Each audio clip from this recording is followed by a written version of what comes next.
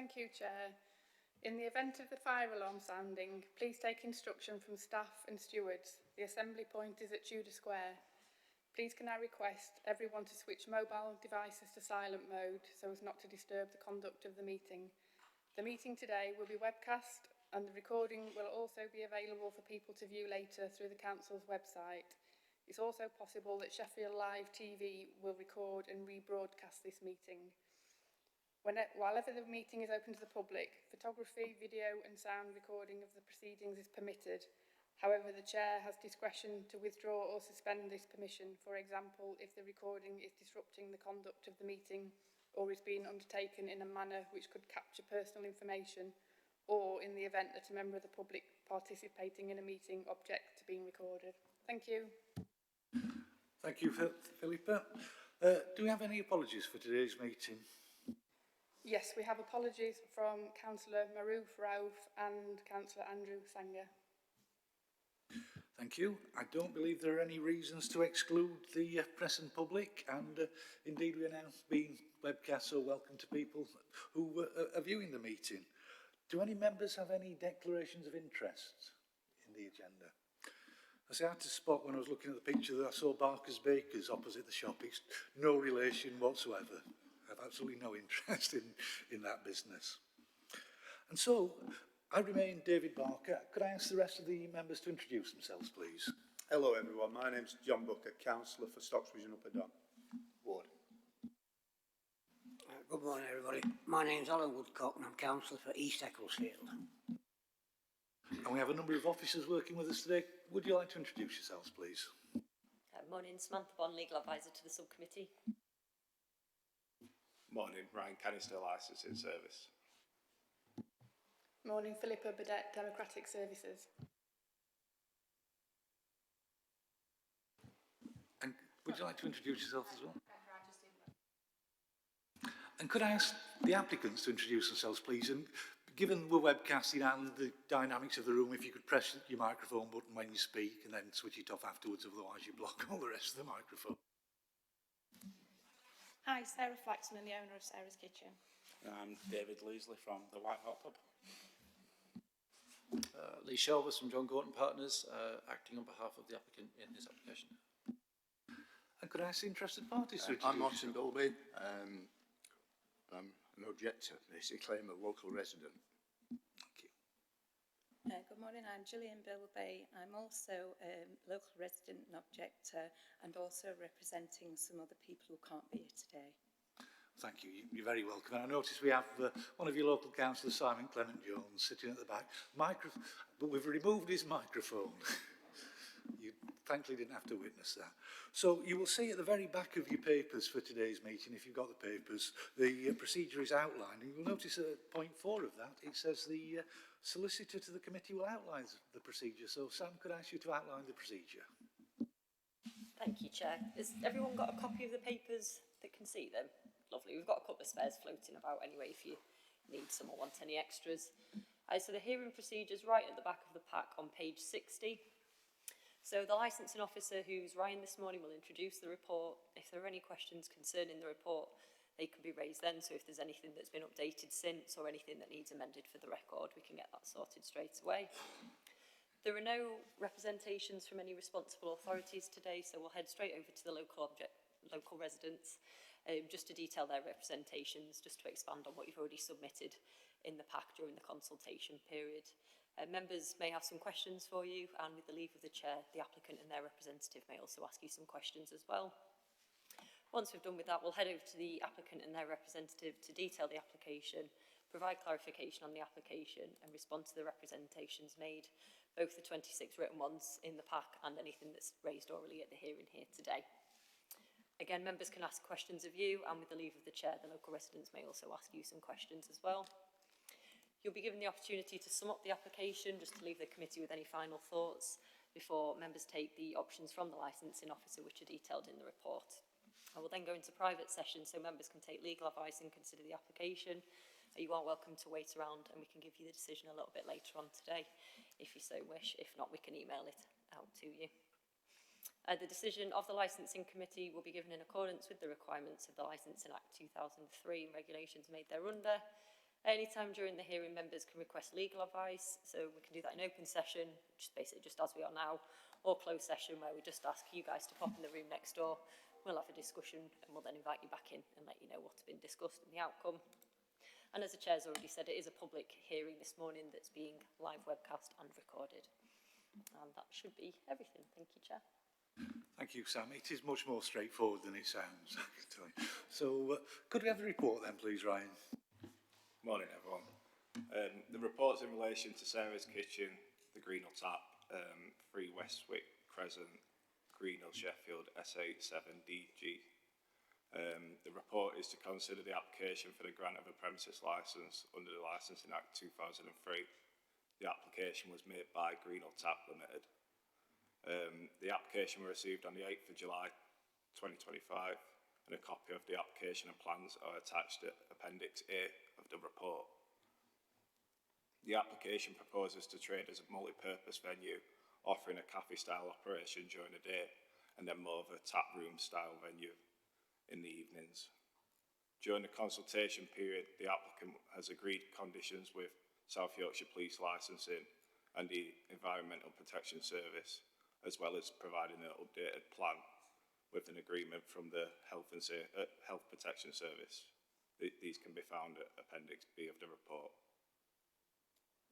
The application has been referred to the Licensing Subcommittee due to 26 objections received from the local residents. These are detailed in Appendix C of the report. The applicant and the interested parties have been invited to attend a hearing. Copies of the front page of the notices can be found at Appendix D of the report. There are no specific financial implications arising from this application. However, additional costs may be incurred should the matter go to appeal. The legal position in carrying out our functions are set out in paragraph 6 of the report, and it is recommended that members carefully consider the representations made and take such steps as the subcommittee consider appropriate for the promotion of the licensing objectives. Thanks, Chair. Thank you, Ryan. Have members got any questions on the report at all? Do the applicants have any questions on the report? No, Chair. Thank you. Do the interested parties have any questions or queries regarding the report? No. That's great. Then it's over to yourselves as interested parties just to talk us through your concerns and why you think we shouldn't grant this licence. I've been nominated to represent 4 people at this meeting, and I'm aware that the timing has not been good for a number of people. Some are working, of young children, carers, elderly, and some from other nearby businesses who can't just shut up shop, but they're also concerned about antisocial behaviour, nuisance and damage to property. I've been given a further objection yesterday, which I know has missed the deadline, but I've promised to bring it, as it's from an 84-year-old lady who lives alone, didn't see the notice and has needed help from a daughter who doesn't actually live in Sheffield to write this on her behalf. So I'm hoping that this can be included in the objections already raised. So the objection I'm bringing first is on... Sorry. Sorry, I need to object to that because the consultation period has expired and we've not had sight of this representation. It has been made out of time, and we would ask that this not be considered by the subcommittee. That's all, Chair.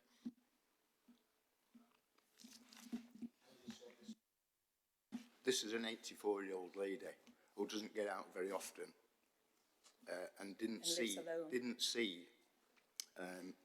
sort of note in the window. And I think really it should have been sent out to the local residents round about. If planning permission for sort of a building or an extension, it would have been sent out by mail and she would have got it. But it was just a note on a window.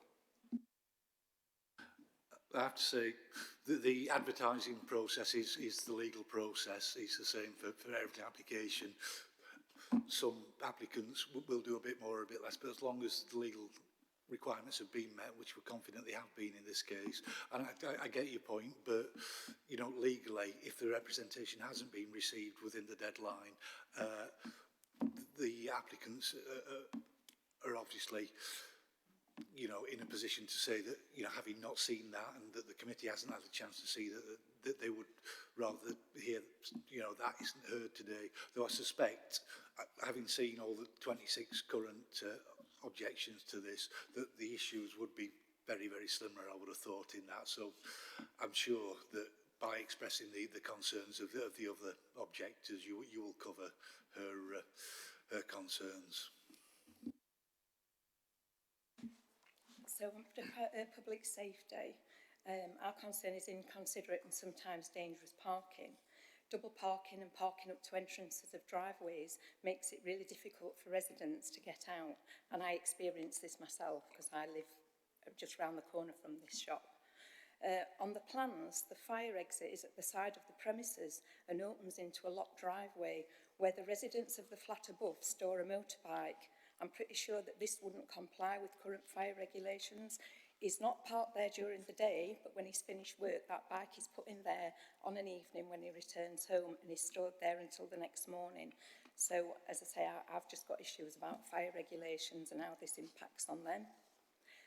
Under prevention of crime and disorder, I've got antisocial behaviour.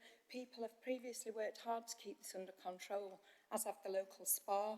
They close at 10 p.m. There is a historical record of antisocial behaviour around these shops and the library. Youths gather there, it's noisy, damage to property, litter, and this will be an added attraction for these people. There is already an evolving issue around teenagers and youths gathering outside Sarah's kitchen and using the outside picnic-style benches. This has caused noise disturbance to residents. They're drinking, leaving litter, including bottles and bottle tops. And I understand that residents have tried to move the youths on and the police have also been involved a couple of times. And this brings me on to a question about non-compliance in a way of previous planning permission. I've been told, I've not researched it, I've not looked it up, it's just what I've been told, that when planning permission for this decking outside the front of the cafe, there was a condition attached to it that the tables and chairs were taken inside at the close of business and not left out. If this information is correct, then up until this past week, it wasn't being complied with and is only partly being done now due to this new application. Tables were left out this weekend, I've got photographs, and it can't be fully complied with anyway because they've got picnic benches which are too big to be taken indoors. Therefore, this has led to an opinion that there is a probable likelihood of any future conditions also being disregarded. And then there's the inevitable noise from stacking chairs and moving furniture every night at the close of business, if this is at 11:30. So we've got, moving furniture at that time. The pubs in the village have recurring problems with antisocial behaviour, and this potentially just would move this further down the road. The applicant has some involvement with the White Hart, therefore any assurances made by him regarding minimising or dealing with antisocial behaviour, etc., doesn't provide me with any confidence or peace of mind. In terms of a track record, in my opinion, it doesn't seem to be a very good one. Public nuisance, noise.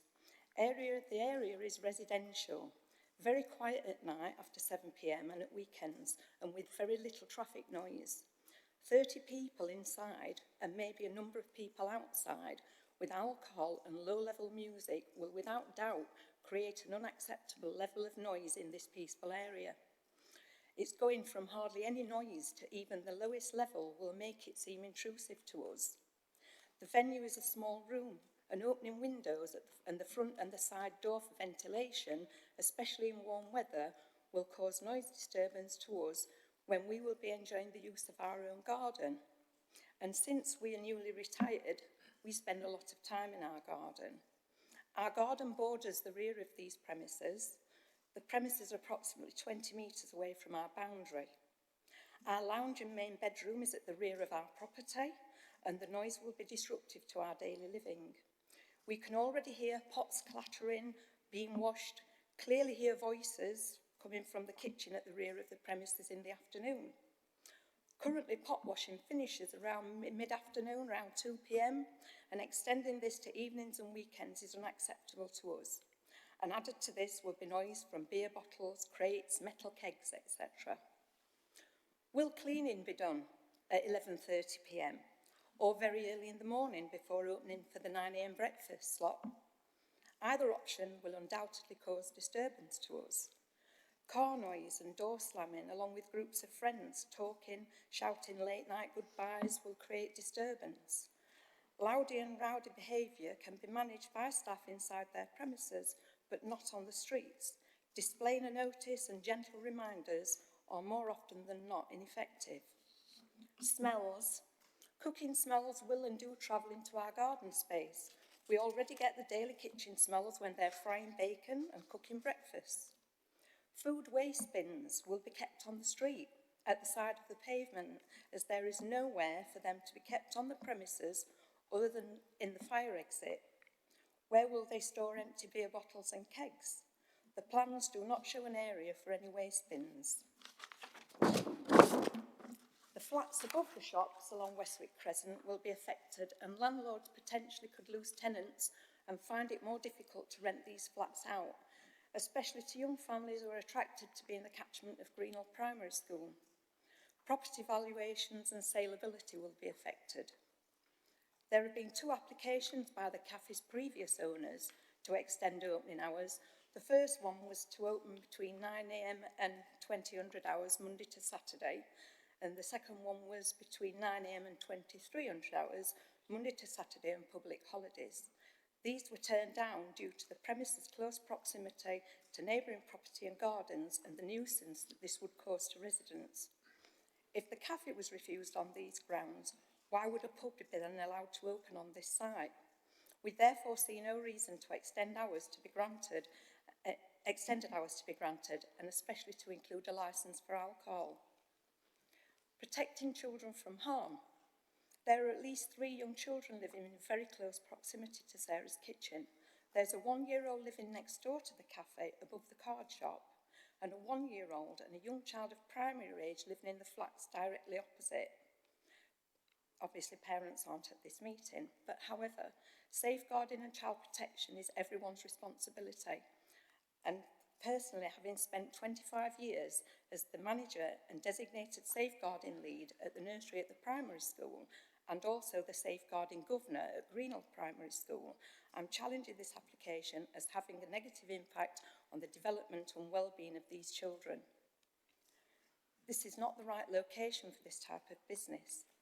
I have issues with the public notice. In my opinion, it lacked transparency and presented a false impression. This in itself has made me mistrust the intentions and make me think that they weren't being entirely honest from the outset. I don't know these people, so my perception of them is only based on what they've promoted. The Greenhill tap is already being advertised on Facebook as coming soon. How can this be the case when it hasn't yet had its licence approved? Does somebody know something that we don't? The advert also states it's a micro pub, and again, this wasn't included in the public notice, which I've just said, in my opinion, was misleading. All they put was Prosecco afternoon teas, Baileys coffee in the winter, occasional bistro nights, etc., when in actual fact it's going to be just another pub and there are already 2 within 5 minutes walk. It's well publicised that pubs are struggling and that many have closed, and another one starting up within a 5-minute walk won't help those businesses either. We've lived in our house now for 39 years. I know this area and people very well, and this has always been a nice, quiet place to live with a good community and safe for children. And we as residents are only trying to keep it like that. Thank you. Thank you, that's very clear and helpful. Before I open up to questions, can I just ask your colleague if you've got anything to add that... Right, so I'll open this up to members first. John, is there anything you would like to ask Yes. the interested parties? It is Gillian, is it? Yeah. Have you had any issues with Sarah's kitchen before this? Sorry. Yes, we did object to the previous planning applications that were submitted, which I've just referred to in my sort of report, that we objected to extended hours. I am aware of damage to property, not my property. I haven't personally suffered from damage to property. I've never reported noise. I haven't, if I'm honest, I haven't. But we do get noise, but not late at night. No. Would you say the noise is any different to any other business in the area? No, you know, in my opinion, I live near shops. Yeah. And so I accept that during normal business hours, there's going to be some element of noise. But at 7 p.m, it's really, it's silence. So up until now, you've been reasonably happy with the where you live, and obviously it's Absolutely, a nice part of the as world. it is. As it is now, As it is at the moment. Yeah. Okay, thank you. That's Chair. Alan, is there anything you'd like to ask the... Just a couple of things from me, not very much, because you've been very clear. You say there is a bit of a cluster of businesses around there. Are they all sort of shut and done then by 7 in the evening? The only ones, they're all probably closed 5 o'clock latest, but then there's a paper shop which I think closes at 7, and then round the corner on Bocking Lane there's a spa that closes at 10, and that's all there is. All the others are closed. Sarah's Kitchen closes I think about 2:30. The baker's shuts about 2:30. But 5 o'clock generally. Right, and a lot of the objections mentioned the vicinity of other local pubs, and I just wondered, do you get any disturbance from those properties at all? We can hear noise from the pubs in the village. And again, I think that depends on sometimes whether the wind's blowing in our direction even, but we have heard noise coming from the pubs shouting. I think it's people that are coming down the hill towards our area that are, you know, that are noise. That's what we get the noise from. Right. Thank you. Sam, is there anything you'd like to ask the interested parties? No, thank you. Oh, I've locked myself out. No, that's fine, thank you. Do the applicants have any questions for the interested parties? No, Chair, thank you. Then it's over to you to state your case and respond to these objections. Thank you, Chair. I will be doing most of the talking on behalf of the applicant today. I want to thank the representations from the residents and attending today as well. In terms of this application, just to clarify as well, the hours being requested is only for the sale of alcohol between 9 AM and 11 on Monday to Sunday. There's been no regulated entertainment applied for or no late night refreshment either. Could you just repeat that, please? Sorry. There's been no regulated entertainment applied for and no late night refreshment applied for. It's just the sale of alcohol. Yeah, that's what we're objecting to. And the background music. Chair, can I continue, please? Yeah. Thank you. Yeah, we'll make some notes. Sorry, yeah, sorry. I'm not used to... So the premises currently trades as a cafe, and it's envisaged that the style of the operation will not significantly change from its current form. The premises is looking to innovate its offer by including the sale of alcohol to its customers, and in order to do that, it is required to apply for a premises licence. Examples of the proposed offer include morning and afternoon tea with fizz, Bailey's hot chocolates, wine tasting evenings, and cocktail making experiences. The premises licence will not change the venue to effectively a late night bar, as it is described in many of the objections, or a pub or a predominantly vertical drinking establishment. Also, what is worth noting is that the rear garden is not part of this premises. It is part of the flat upstairs, I believe, and will not be used as a beer garden by this premises. In terms of the applicant, I have Mr. David Leslie with me today, who is the nominated DPS. Mr. Leslie is an experienced operator who currently operates the White Hart just up the road and has been doing so for 2.5 years. And I understand he's done quite a good job in turning the pub around from how it has been when he took it over. He's been running licensed premises for the best part of a decade in other venues, and he's also held a personal license for over 12 years. He's never had a license reviewed or revoked. And his business partner and also partner is Sarah Flaxman, who currently runs the cafe and has been doing so for the last 5 years. I understand that the local residents have no issues in how that premises has currently been run. She's also been a Sheffield resident for the best part of her life. Sarah is also in the process of securing a personal licence for herself.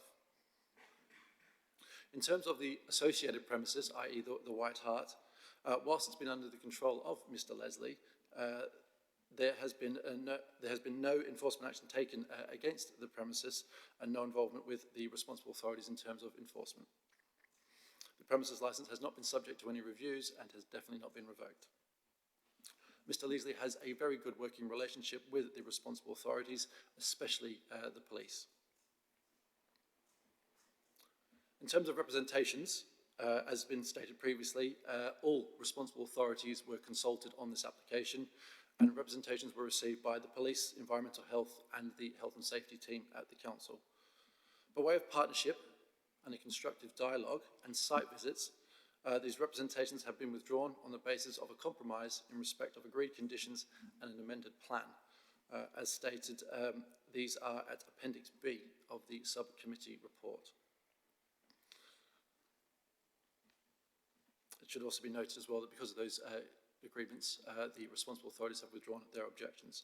What is also worthy is the planning authority and also the fire authority have been consulted on this application. Neither have been involved in this process because they do not feel the need to object to the application. So in respect of the planning points and also the fire concerns, we would ask that the committee place significant weight on the fact that the responsible authorities that deal with enforcement action for planning and fire have not felt the need to object to this application. In terms of what the relevance is of the police, environmental health and safety withdrawing their objections, I refer this committee to paragraph 9.12 of the section 182 guidance to local authorities in terms of dealing with the Licensing Act. Under that paragraph, each responsible authority will be an expert in their respective areas. And therefore, we would state that the police are your experts in terms of issues of crime and disorder. Your environmental protection team would be your experts in issues of noise and smell and nuisance. And also the public safety licensing objective, your expert would be your health and safety officers. All of those responsible authorities have confirmed their agreement to the operating schedule on the basis of what has been presented and the agreed conditions and withdrawn their objection. Those experts are what the government has told you to turn to in terms of understanding issues of those areas, and would ask the committee to place significant weight on the fact that the experts, the independent experts in this matter, have felt the need to withdraw their objections. In terms of the local residents, understand that we note that there have been objections received from those. Only 2 are in attendance at this hearing today. The themes of those objections appear to be a potential change of use of the premises in terms of the style and operation, the potential for noise nuisance, potential parking problems, the potential for crime and disorder. There is a reference to cumulative impact of other licensed premises within the area, children's safety, and also public safety, and there's a reference to toilet provisions as well. As I've stated before, this application is not going to change the operation and style of this premises. It currently runs as a cafe and a style bistro operation. It is the plan of this operation to continue that style, albeit to add the sale of alcohol into that. There will be a slightly more of a move to a drinking offer towards the later parts of the evening, but in essence, the style and operation will remain as it is. It will not be a nightclub, it will not be a late night bar, it will not be a vertical drinking establishment. In terms of the application as well and the engagement with the local community, the applicants displayed a community notice on their premises door and also the gate at the front, which provided further information about the application. This notice is not a requirement under the Licensing Act. This was done in order to inform the residents about the proposed operation of the premises, what they intend to do, and part of that notice also encouraged local residents to speak with the applicants, to ask some questions and engage with them in the process. Under that notice, it stated that it was the intention to offer alcoholic drinks with lunch and afternoon tea, and also to progress into a civilised beverage offering into the evenings. It was designed to implement a over 21 policy in the evenings. It was also to implement a dress code as well for their evening offer as well. There will be music, but the music will be of an ambient background level and not above that of a conversational level. It is not the aim of this premises to be a music venue. It is there to have an ambient style with background noise whilst people are allowed to engage in conversation with friends, family, or whoever they would like to meet at the premises. It is the applicant's intention to work closely with the pub watch and responsible authorities to promote the safety of customers and the neighbourhood around it. Turning to the issue of the change of use, as I have stated, the premises wants to sell an alcoholic product from the premises, and in order to do that, a premises licence is required. A premises licence is not a magic ticket that transforms every venue that has this licence into a late night establishment or a pub or a nightclub. It will not operate into the later hours of the morning, and it will operate into the modest hours of 11 o'clock. In terms of supporting of that modest hours, the government has deregulated entertainment up to the hours of 11 o'clock. It is the government's position, therefore, that those hours up till 11 are when people's sensitivities are at their weakest. Operating to those hours, the government does not foresee there to be regulation in terms of music and noise. So we would ask the committee to play that into significant weight as well. In terms of potential noise nuisance, as stated, we're not transforming the premises into a late night music venue. We'll not be operating live music, and the recorded music will be at a background level. It's the aim, again, as I've stated, for customers to be able to hold a conversation with those in the premises. In terms of the concerns regarding noise nuisance, the EHO has visited the site, Mr. John Round, and had a dialogue with my clients at their site. A good discussion was had, and a set of conditions was agreed in terms of a scheme of sound attenuation works to be installed at the premises, which is capable of restricting noise breakout, a noise survey to be undertaken, and a scheme of works in terms of noise attenuation to be approved by the EHO, and such works to be undertaken within 6 months of the premises licence being granted. There's no loudspeakers to be fixed to the external of the premises. There will be a sound limiting facility, so a sound limiting device to be fitted to any music or entertainment systems inside the premises, and the outdoor area should not be used after 9 o'clock. So the outdoor area would be to the front of the premises. A similar condition was also agreed with the police in this application. There was also a measure on the premises licence on the application for the applicant to place notices reminding reminding customers to leave their areas quietly and respect the needs of local residents. These conditions go well beyond the measures that would be expected for this type of operation. As I've stated before, the applicant has agreed measures which would be found more on a live music venue in terms of sound attenuation and noise limiting devices, but in order to respect the local residents, our client has agreed further measures in order to protect the promotion of the licensing objectives. In terms of the issues regarding parking problems, I understand that they are current at the moment and therefore cannot be attributed to this application. Furthermore, parking issues on the street are not a matter for this subcommittee, as they do not form part of the licensing objectives. The applicant does not have powers to regulate and enforce illegal parking on the streets of the premises, however, it is anticipated that many of the customers coming to this premises will be local and are likely to walk and not drive. Also, the capacity for the premises is very, very modest.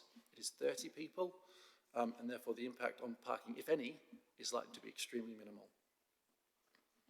As I've stated before, any issues currently with parking are not a result of this application, and we would ask the committee to take the same approach in this application.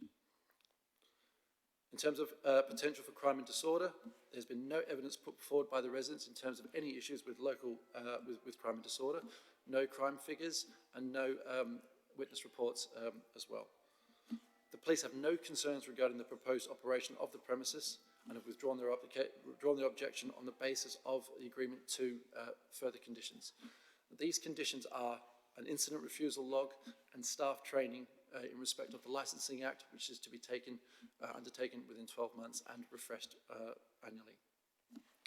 Similar to the EHO, they've also requested a condition regarding the use of the outdoor area, which is to cease at 9 o'clock.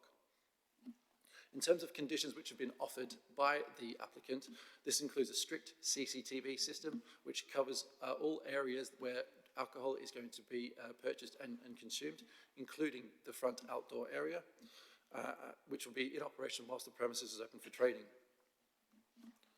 Having a premises that is open and is manned by staff, and I guess customers to a degree, and is monitored by CCTV, will act as a deterrent to any antisocial activity that may be occurring at the moment. The premises is currently trading until about lunchtime, and then after that, it becomes a vacant space. With this application being granted, there will be an extra security measure in place, being the CCTV system, which will be covering the outdoor area by the premises, and and is likely to act as a deterrent to any local use which may be congregating in the area, although I will stress, though, that no evidence has been provided of any such activity at the premises. There's been a reference to a cumulative impact of the licence being granted in respect of other drinking establishments or alcohol-related establishments in the vicinity. I would direct this committee to page 41 of your own Statement of Licensing Policy, where this licensing authority has stated it has not yet been determined, in the opinion of the licensing authority, that public nuisance or disorder is at a level which would require a formal cumulative impact policy. There is no cumulative impact policy anywhere in Sheffield at the moment, and it's not deemed to be relevant to have such a policy in place. Whilst the committee can consider this is an evidence-based exercise. There is no evidence put before this subcommittee of any impact that a collection of licensed premises will have, or will have on the promotion of the licensing objectives, should this application be granted.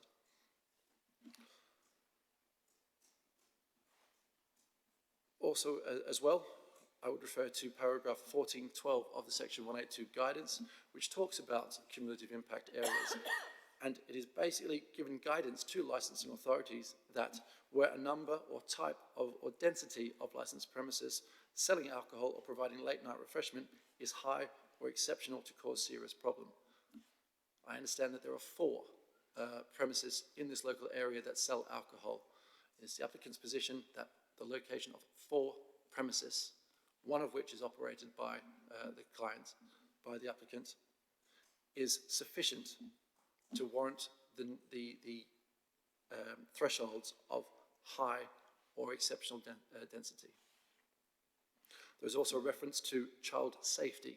Again, no evidence has been put forward by any of the residents about risk to the promotion of children, risk to the promotion of children from harm licensing objectives. On top of that, the applicant has offered various conditions in terms of protecting children, such as staff will be trained on matters of underage sales, which is updated annually. The premises will operate a Challenge 25 policy. There is a condition offered that persons under the age of 18 must be accompanied by and supervised by an adult at all times. There's also a policy as well, internal policy, about having an over 21s policy in the evening trade. I'd also note as well that your experts on matters of child protection is your child safeguarding team. Sheffield has a very active child safeguarding team and very much take a very hands-on role in terms of the licensed premises sector within Sheffield. They have not felt the need to object to this application either. There was also an issue in terms of public safety. There's a reference to a fire exit as well. In terms of response to that, this application has been consulted by your fire authority, and they have deemed this application and the premises and the layout to not cause any concerns to them in terms of public safety or fire safety. The health and safety team have also been consulted on this application and undertaken a site visit. Sheffield's health and safety team is quite unique in its operation. They are very much a hands-on team and get involved probably more so than any other health and safety team across the country. They have reviewed the premises, they've reviewed the layout, they've also reviewed the toilet requirements. Your health and safety officer only required one amendment, and that was a capacity being detailed on the plan, which has been agreed. No other requirements were requested by the health and safety team in respect of promotion of the licensing objectives. In respect of this application and all applications, I would direct the committee to paragraph 1.5 of the section 182 guidance. And this is effectively guidance from the government encouraging local authorities to encourage innovation and support responsible businesses. This is a responsible business, and these are responsible operators. There is no evidence put before this subcommittee to suggest anything else. I would also refer the committee to paragraphs 1.17 of the guidance, in that each application must be considered on its own merits in accordance with the current Sheffield licensing statement of licensing policy.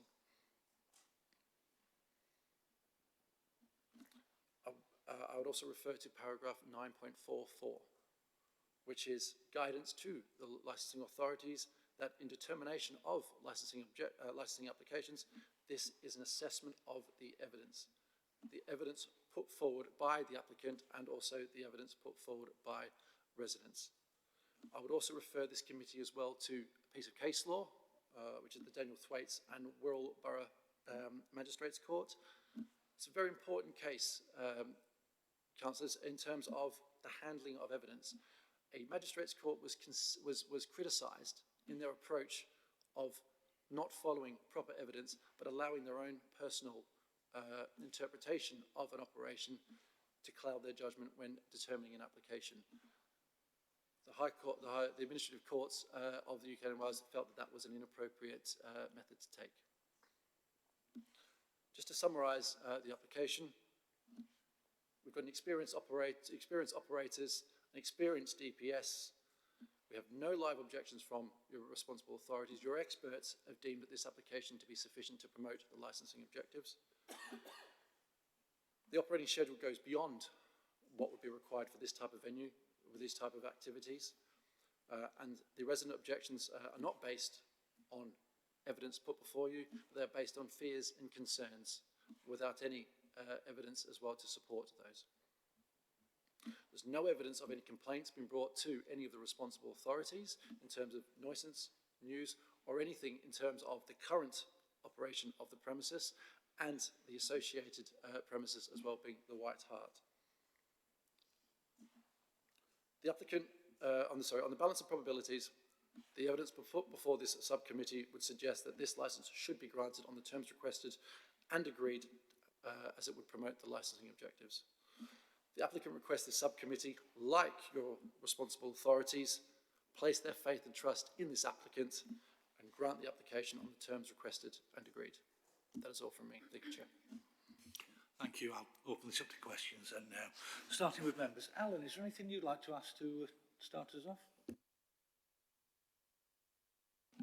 I just have a concern over toilets, that they don't appear to be accessible toilets.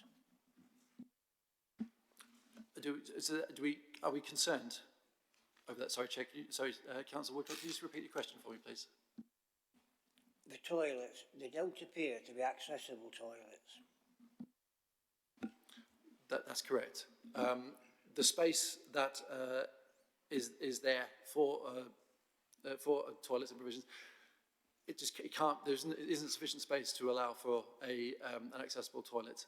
There is accessibility leading up to the premises, but space would just not allow for there to be a toilet.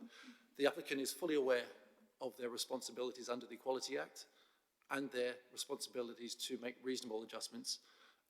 But in discussions with Mr. Gibbons from the Health and Safety team, it was understood that having to effectively tear down the inside of the premises to reconstruct it would not deem to be a reasonable adjustment, and he was satisfied with the current layout of the premises.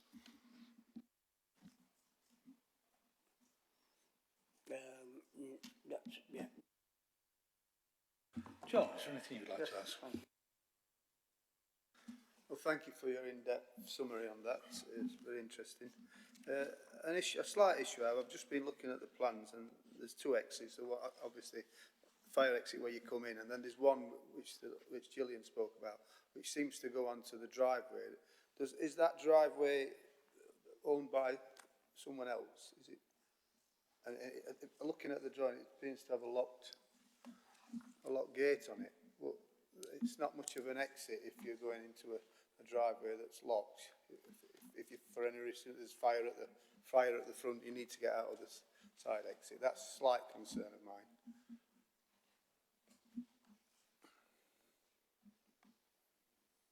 Am I allowed to add to that at this moment? Well, it's questions for the applicants. You'll also be able to question the applicants in a short while. So, but as it's directed to the applicants, we better let the applicants respond. So thank you, Councillor Booker. I understand that there's been consultation as well with Health and Safety team in respect of Mr. Gibbons as well. I understand that the side fire exit is not going to be used as a fire exit. It would just be the front that will be doing that. And I understand as well that the Fire Authority did not have any concerns either in terms of the escape routes for the premises, specifically in terms of the size and also the capacity. So predominantly the front of the entrance would be used as the fire exit in this premises. It is listed on your drawing as a fire exit. Yes, we are aware of that. We are. Right. Also, you talked about cameras, which are quite a good idea in this day and age. Will the cameras be focused on the seated area and onto the road as well? The cameras have not yet been installed, but they will be. The aim is to actually cover the premises. There is obviously a balancing act between security and also the applicant's responsibilities under data protection legislation. So yes, there will be directly focused down onto the front terrace of the premises. It may catch some of the street, but it won't be focused directly onto the street, as I don't believe that there is an authority to be able to do that. There's potential cause for actions under data protection legislation against the applicant for doing so. And I presume that you will be having beer and lager on tap, on draft. There will be some. There will be a modest selection. I'll pass over to Dave, who'll be able to just clarify that for me. Yeah, we will be having like real ales and stouts and stuff like that on tap, yes. Probably 3 lines, possibly, right. And 2 handballs. Yeah, and so you'll be having glasses outside? Yes. Yeah, okay. Thank you. Just a couple of things from me. I just want to be clear on how this premises is going to operate. You say, is it just a cafe where you can buy alcohol with your meal, or will people be able to walk in off the street and have a drink at the place? I think predominantly, yes, it will be a cafe-style business, but yes, there will be the ability for people to come in off the street. What I was trying to get across, Chair, is it's not going to be a cafe during the day, then all of a sudden it dramatically changes into a vertical drinking late night establishment in the evening. The chairs and the layout will remain the same. Yes, we would want customers to have food and have drinks with their meals, but we don't want to deter customers from just coming in and wanting to have a catch-up drink. As I said, the plan is not a stack 'em high, sell 'em cheap type venue and get as many people in as we possibly can and effectively sell as much, get people inebriated as quickly as possible. That's definitely not the intention of the premises. It is not to change dramatically, but yes, it is anticipated that there will be some people that will come in off the street who may not want to have food, but will probably have a drink at a table whilst having a civilised conversation with friends and family and contacts.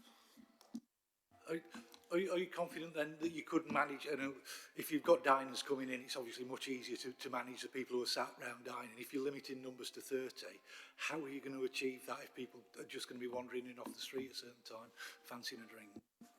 I think we have to manage the capacity. And I think, again, the premises is quite small.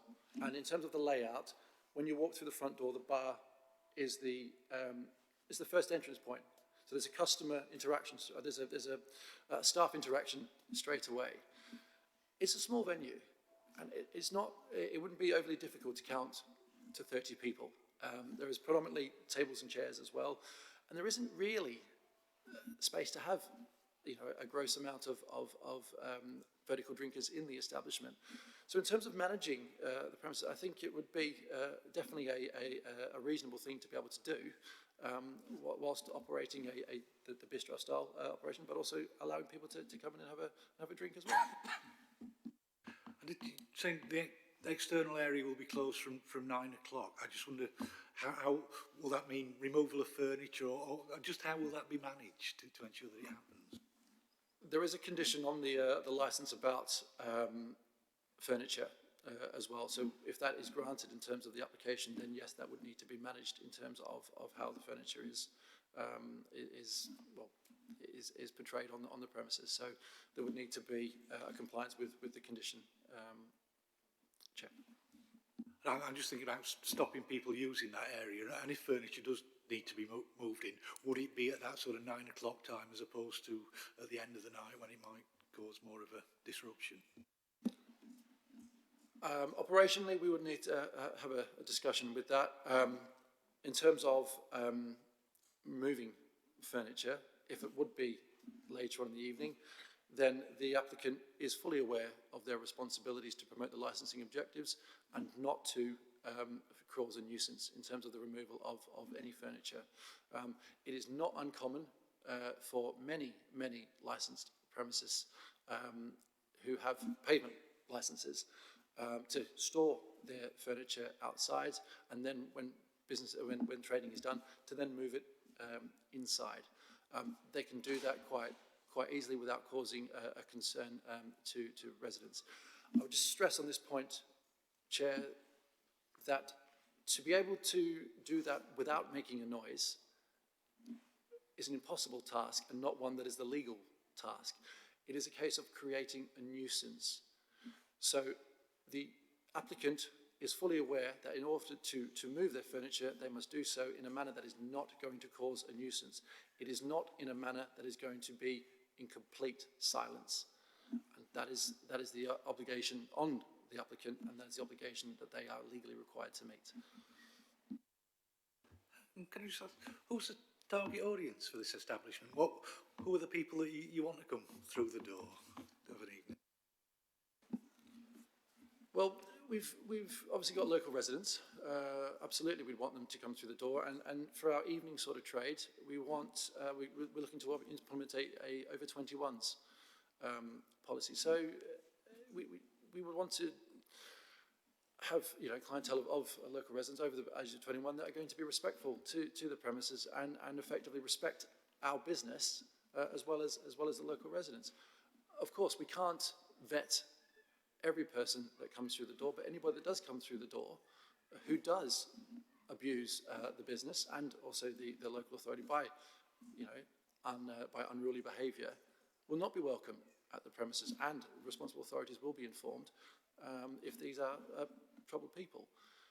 Premises don't want to attract clientele that is going to cause disorder, because it's obviously bad for the local community, but more importantly it's bad for the business.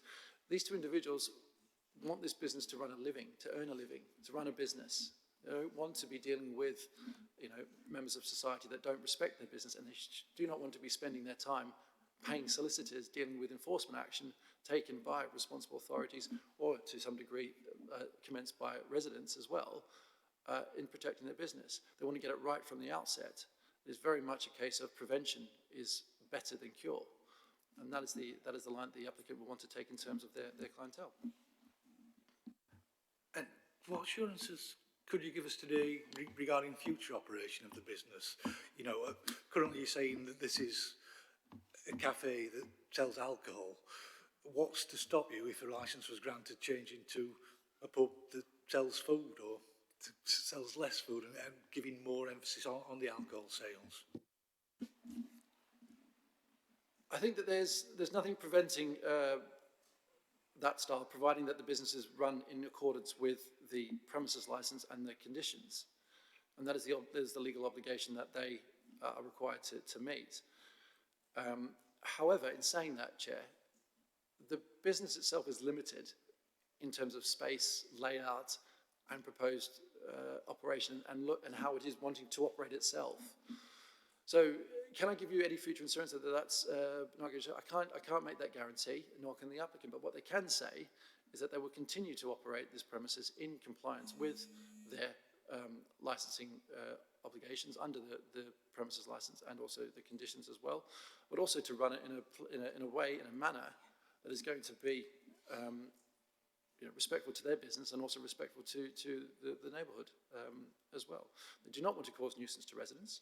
They want residents to come in and be welcome and enjoy and visit their premises and leave thinking, do you know what, Sarah's Kitchen, this is a great implementation a great addition to our local community. We want them to come back and do that, and we want to run the business that's going to give something to this local community. On other things, on other matters as well, the applicant also operates a pub. We've ticked that box. We don't want to operate a second pub just down the road. We want to operate something different, and that's where this application, should it be granted, is likely to focus its efforts. Can I just add something off the back of your question? You're very, very welcome. Sorry. Yeah. So I set this business up during COVID, Sarah's Kitchen. I have 3 children and I wanted something for my children. There's no way that I want to change or lose Sarah's Kitchen. It's a very successful business. It's gone from being somebody run by a lovely lady with microwave food that is now very well known in its area for homemade chips and bacon butters and things like that. I need to do this for my children, and I worry what Sheffield has to offer my children. So if I've got a business that is doing well but could do better, that's what I want to do. And this is the way that I feel that my business can grow. Thank you. Thank you, that's helpful. Just to follow on from the point you made there about it being an important community facility, are there sort of any plans for an ongoing dialogue with the community going forward in terms of the running of the establishment, or any issues that may arise from the establishment? The premises always welcomes constructive feedback and engagement with the local community. If there are obviously some concerns, then yes, raise them with the applicant, and they will be dealt with accordingly. As I said, these types of businesses require community engagement and also the support of the local community. There needs to be a balancing act between obviously running a business that's in line with the obligations under the Licensing Act, but also as well protecting the promotion of the licensing objectives for the local residents. But as I said, there will be an engagement with the local pub watch scheme as well. But yeah, as with the consultation period, residents will be welcome to provide any constructive feedback that they have in terms of the premises and its operation. And just finally from me, I've got to the end of my questions. You mentioned that planning didn't comment on the licensing application, but I wonder from comments that have been made whether a planning permission is required to operate the hours that you're suggesting, and if they are, has a request gone in for planning permission to operate these additional hours? Sure. So, as you probably are well aware, Chair, planning and licensing run in parallel regimes to one another. Yes, this has been discussed throughout the consultation period, and yes, planning is being looked into as well. The applicant is very much well aware of licensing and planning, or at least I hope they've listened to my advice, and knows that yes, they would need to operate at this moment in time in terms of their planning obligations, which they will do. Should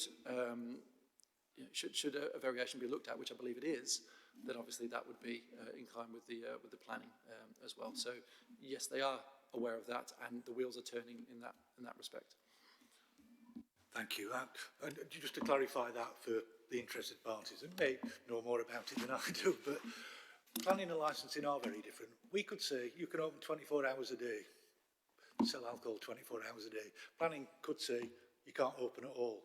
Whichever is the most strict is followed. So if planning were to say you cannot open those hours, even if we granted a licence today, they wouldn't be able to operate that. They'd only be able to operate within the planning requirements. Similarly, if planning said, yeah, you can open 24 hours a day, but we didn't feel we needed to grant a licence, then the licensing would apply because it's the stricter of the two bits of regime. And we very rarely talk to each other, although even though we've got the chair of planning sneaking on to licensing today, it's so it's very different legislation.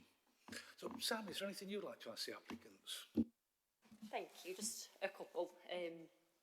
You said about the condition for the furniture removal, it might just be me missing it. I can only see about the use of the outdoor space. Or is it something you're proposing on top?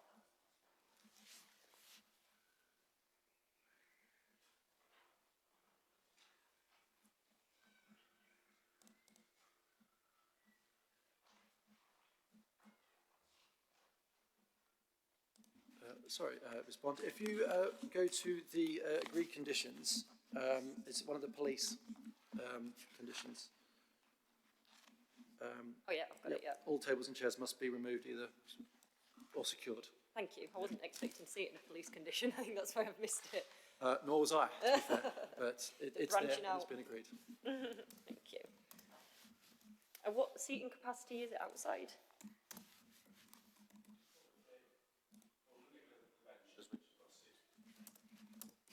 We've got 2 picnic-style pub benches at the moment, which seat 6 each, and then we've got, what, three little bistro tables outside. But we will be removing the picnic benches so we can fold the furniture away at night time and get rid of that as well. Thank you. Sorry, go on. So about 18 people outside. 18. Yeah. Thank you. And the over 21s, is that just after 9 p.m? Obviously, you've got under 18 supervised prior, and then after 9, just over 21s. Yeah, there's also a condition in terms of a family private event or a family function as well, where children will be allowed. But yes, in terms of general trading, yes, it would be after that threshold that we operate at over 21s policy. If we feel the need, we may bring that slightly earlier, but that would be on a case-by-case basis. But yeah, the intention is to have effective over 21s from that point. And is that just a sort of a business policy as opposed to a licence condition? That's correct, yes. Yeah. And you've applied for off sales of alcohol as well. What's the sort of angle on that one? For the off sales, maybe, so we'll have a few real ales on tap. Maybe if the customer likes that, we'll have the same ale in the fridge, so you can take that home with you and still carry on enjoying that beer. Thank you.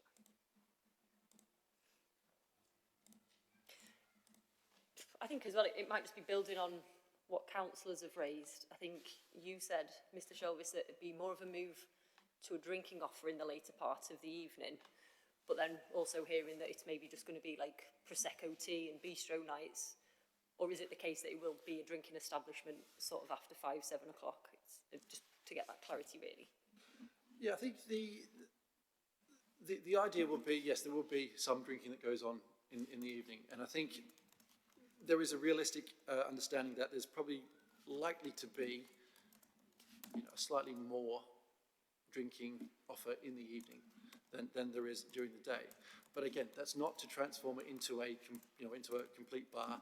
It will be an area, the ability for customers to effectively come and just have a drink if they want to.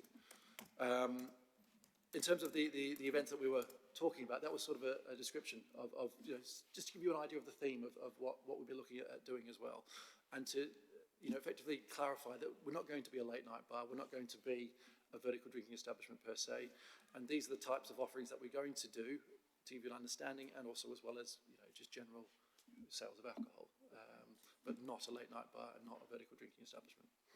Thank you. I think that seems to be the primary concern that's sort of come out from a lot of the concerns that we've sort of seen, so it's helpful to clarify. Thank you. I think just to sort of add on that, Ms. Bond, there really just isn't the space for it. It's a very small establishment. There really isn't that area to be able to do that. And just finally, got the proposed DPS. Obviously, you've got the White Hart as well. Are you DPS there too? Are you going to be sort of splitting your time between the two, or will Sarah be more? Splitting time between the two. At the White Hart, I've got two managers there anyway, and they've both got the personal licences. And so that frees me up, or even in the future, one of them might go down there to cover shifts and stuff like that. Again, they've both got the licences as well. So it just gives you that bit of extra flexibility then, yeah. Okay. That's everything from me, thank you. Microphone on. Do the interested parties have any questions for the applicants? Could we just have a bit of time on our own just to put this in some kind of order? No. Would that be? No, Otherwise it might come a bit haphazard. no, I'll speak. Oh. Can I just... No, I think you're being No. told. Overruled. I'm coming back to this advert that's been put out by the applicants promoting the Greenhill tap. It clearly shows it's a drinking establishment. All the advert on the page is the Greenhill tap, wines, gins, cocktails, beers. That's all that's on their advert. And on the covering thing for it, it says coming soon, and it's just a line of drinks on it. So to me, that indicates that this is just a late night bar. In any other description, it's a late night bar. It can't be anything else. Based on what they're promoting, it can't be anything other than that. I don't see how it can be. The furniture removal has not been managed now. And at 9 p.m, it can't be moved inside. If you've got 30 people indoors and another 18 outside, it's 48 people in that small space. You can't just say to the people outside, sorry, you've got to go, because I've got to pack these tables away. Is everybody just going to be crammed inside? And again, where are they going to store these tables and chairs? They've got to be packed away.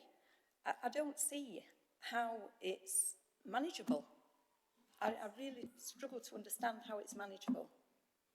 Shall we give them the opportunity to respond to that? Thank you. So I will pass it on to the applicants in terms of they understand that there's been some new furniture that's going to be purchased, but the condition to state, either cleared away or securely packed away. It doesn't need to be brought inside. It just needs to be securely packed away to prevent unauthorised use. So it's effectively people going outside and using it when they shouldn't be doing it. That's the idea of the condition. But in terms of the operational point of this, I will pass this over to Mr. Leasley for his input. I'm sorry, I've totally forgot what you asked me. Not totally, but... The table and chairs. The tables and chairs outside, obviously, we're going to get rid of the benches because we know that's going to bring more groups in. We want more tables of two, couples, stuff like that. So if we have big tables, we don't want that. I have that at the pub. I don't need any more of that. In terms of packing away, like I say, we have got the kitchen facilities. We could put them all through, and I don't see where you're going to it's not going to be. Yeah, we've got the capacity at 30, and we can fit about 12 to 18 outside when we move those tables. We will be saying to them, right, this is last orders for outside. If there's any space inside, come inside. Obviously, you'll have to leave, unfortunately. We are looking at more of a table service kind of thing, rather than people walking around and coming to the bar and stuff like that. So that's, I don't know if that's answered your question, I'm not sure.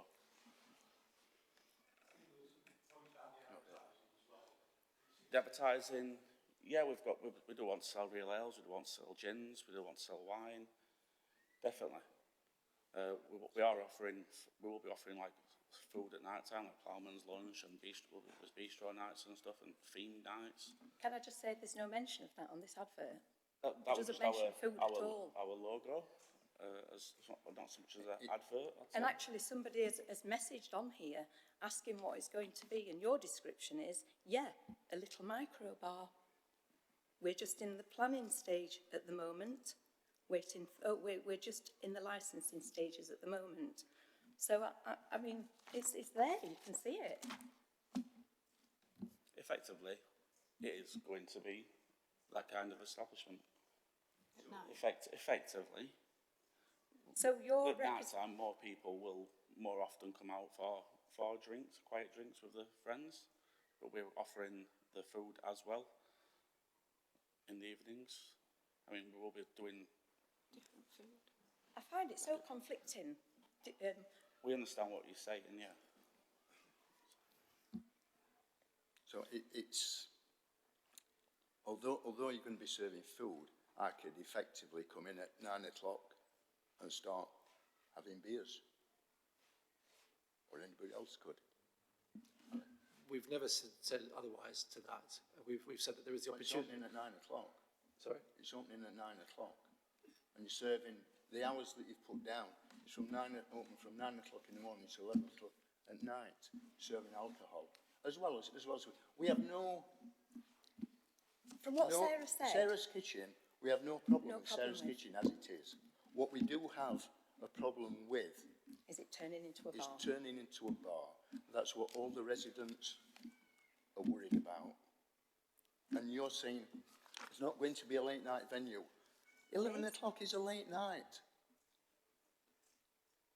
Would you not agree? 11 o'clock is a late night.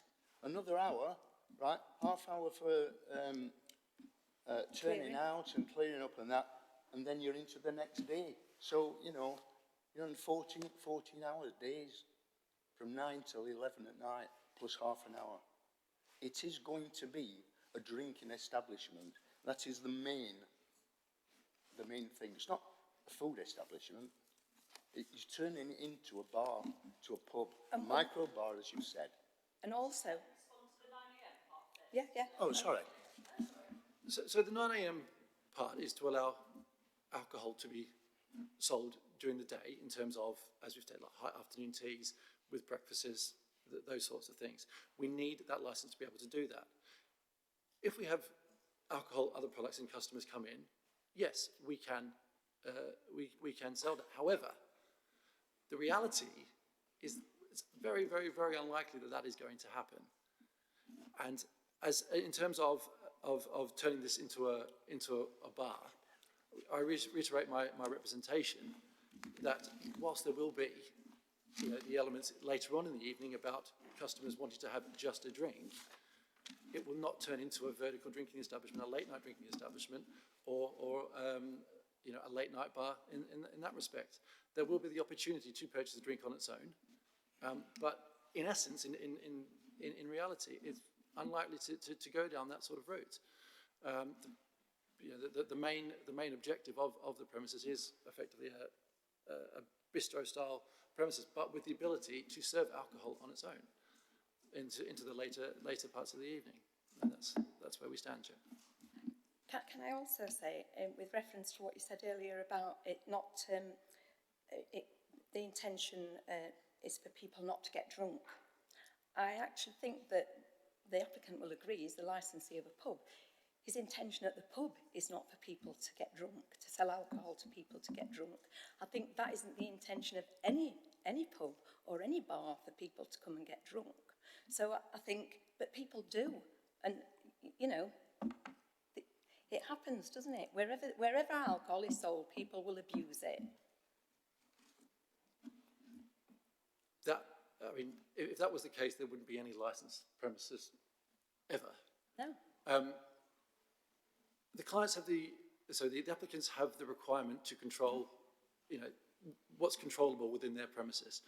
If they are, you know, if they do serve alcohol to customers who appear to be drunk, they face potential enforcement action for doing that. Many pubs, you know, do have that risk and are able to manage it. The White Hart has been in operation for 2.5 years and has never had any enforcement action taken against it.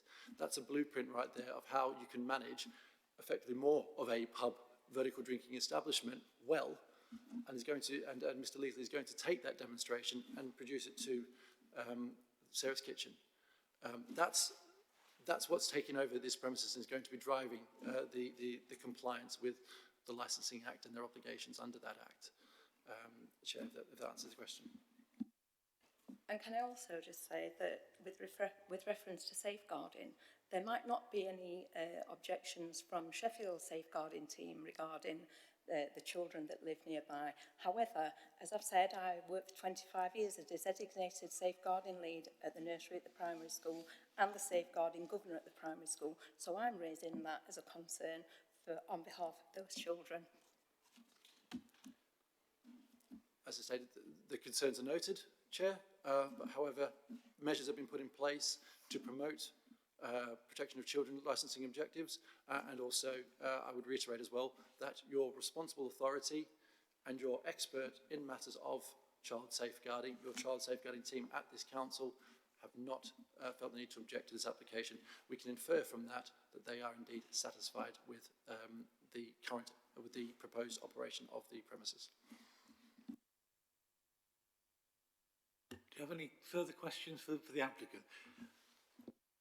Just that I'd like, I'm not sorry? Just questions, you'll have the opportunity to sum up in a minute. Oh. In fact, you'll have the opportunity to sum up now if you... so, would you like to sum up your objections to this application?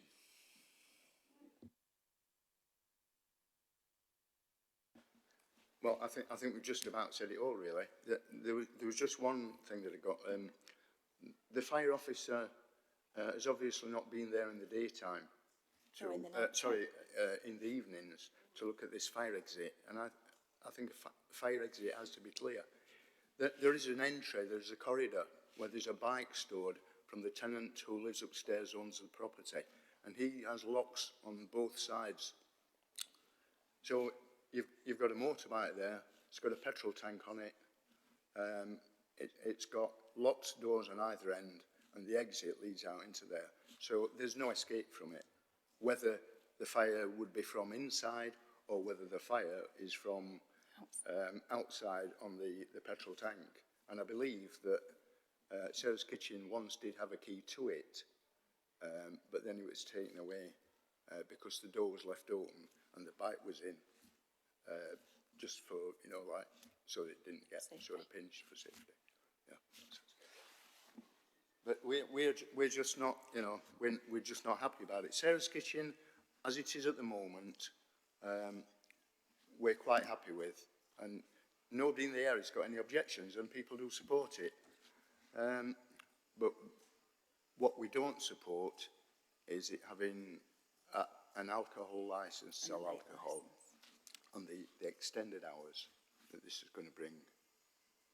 Disruption. Thank you. You expressed that very clearly during the course of the morning. I now pass over to the applicants to sum up the application. Thank you, Chair. Just coming back onto that fire authority point, as we said, we did have a site meeting with the Health and Safety Officer, Mr. Gibbons, who did take a look of everything and did not form any concerns regarding the fire exit. So that would be our blueprint on that. However, more than happy to enter into a dialogue with the fire and safety officers regarding any concerns that they have. But at the moment, they've stated that they don't have any concerns regarding the current operation of the premises. In terms of the summary, Chair and members of this committee, I want to thank you for your time this morning. I just want to reiterate as well that this premises is going to be run by two experienced operators. One operator has an in-depth knowledge of licensed premises. The other one has been running this premises as it currently stands for the past 5 years. You've got a very good collaboration of skills and experience there to operate this premises in promotion of the licensing objectives. Further than that, one of the operators Sarah is going to undertake her personal, is in the process of gaining her personal licence.